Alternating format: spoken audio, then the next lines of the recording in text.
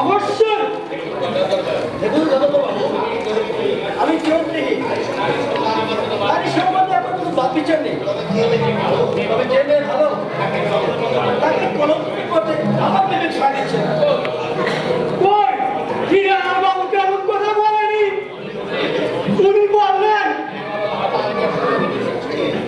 অমিত বাবু এখনকে সঙ্গিনী করছেন, তুমি তাকে জোগাড় করে দিন। আমিও ভাবলাম মেয়েটা যেন অভাবে পড়েছে, আমার বাড়ি ভাড়া দিতে পারছে না। ইয়ে হয়েছে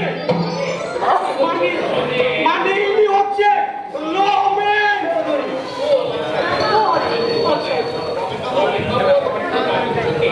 রমেন বাবু ওনার পিতা দাদুর জন্য একটা মহিলা খুঁজছেন, মানে দাদুকে দেখাশোনা করার জন্য। তাই আমি আপনাকে বললাম আমার এক ভাড়াটি মহিলা আছে, বললে হয়তো রাজি হতে পারে। নিয়ে এলাম রমেন বাবু। আপনি কি বিবাহিত রমেন বাবু? ওর স্ত্রী আধুনিকা, বিদ্যমান সেবা করতে রাজি নয়। হ্যাঁ, আমার স্ত্রীটা অন্য ধরনের। যাকে বলে এখানে বলুন না, এখানে বলুন। আপনি কাছে নেবেন বাকি কথা কয় বাবু? আপনি একটু বাইরে। আমার সামনে আমি আপনাকে বাইরে যেতে বলেছি। কি আশ্চর্য, আমার বাড়ি।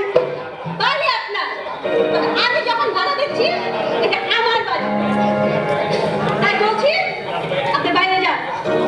আর শুনুন, এই বাড়িতে ঢুকতে হলে আমার পারমিশনটা দিয়ে ঢুকবেন। যান। যাচ্ছি। চোরের বউয়ের বড়। ঠিক আছে, আমিও দেখবো কিভাবে ইয়ে করতে হয়। ইয়ে দেখেছ? হ্যাঁ দেখুনি, আমি দেখিয়ে দেবো।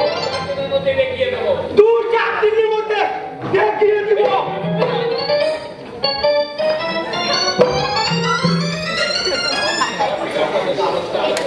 ঘর থেকে আপনাদের সমস্ত আলোচনা আমি শুনেছি।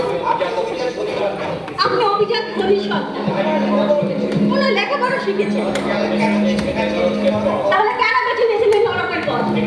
দেখুন, নারীকে শুধু বিলাস সঙ্গিনী, নারীকে শুধু কামনার দাসী, নারী মা নয়, বোন নয়, নারীকে জীবনে প্রেরণা হতে পারে না। আপনার একটা কথা আমার খুব ভালো লেগেছে, যে ভালো তাকে আমি খারাপ করতে চাই না।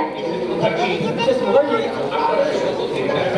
আপনার শুভমতির কাছে আমি আবেদন করছি, আরে বলুন, আমি যদি আপনার মায়ের থেকে বউ হতাম, অথবা আপনার নিজের বোন যদি আমার মতো বিপদে পড়তো, পারতেন আপনি তাকে বিপদে সাহায্য করতেন। তারপরে পারতেন।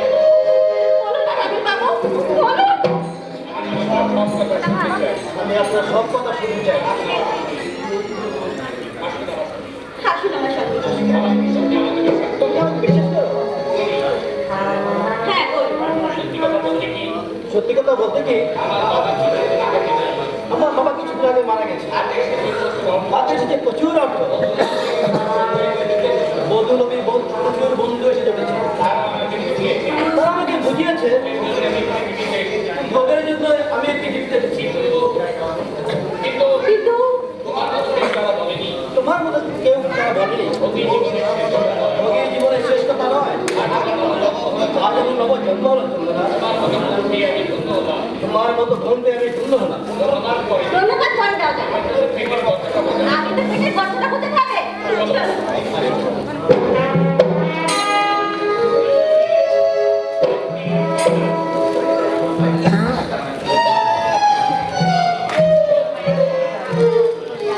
সত্যি বলা,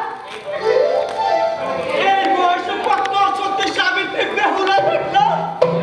কি না, আমার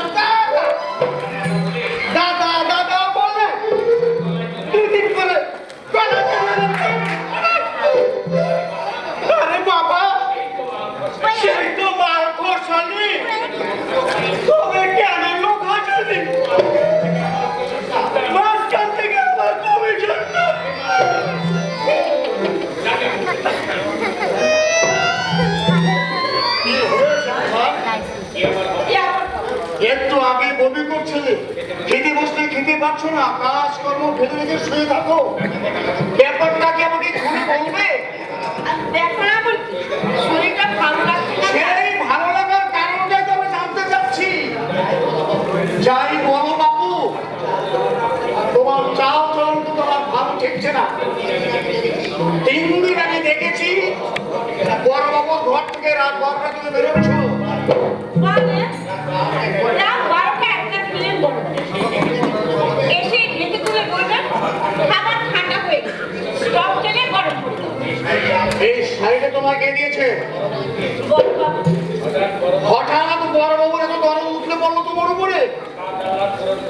সাত হালাত পূরণ করো তাতে ক্ষতি, কিন্তু এমন কিছু করে বসো না যাতে তোমার ভবিষ্যৎ অন্ধকার হয়ে যায়। আমি তোমাকে সহ করে বলি বিধে এই কথাগুলো বলছি। বলিনি তোমার পদে পদে বিপদ, আশা করি সেদিক দিয়ে তুমি সতর্ক থাকবে, সতর্ক থাকবে।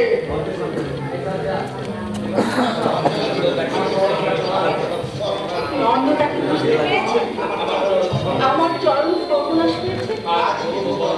আজই বড় বড় না বলে তো নিজেরই ক্ষতি হবে। আচ্ছা ওটাকে বলি, ওই তো আপনি ছোট বোনের মতো স্নেহ করেন। অফিসে বেরোনোর আগে বড়বাবুকে এই কথাটা বলতে গেলেন। উনি তো বলেছেন আমাকে বিয়ে করতে। হ্যাঁ, আজই বললো।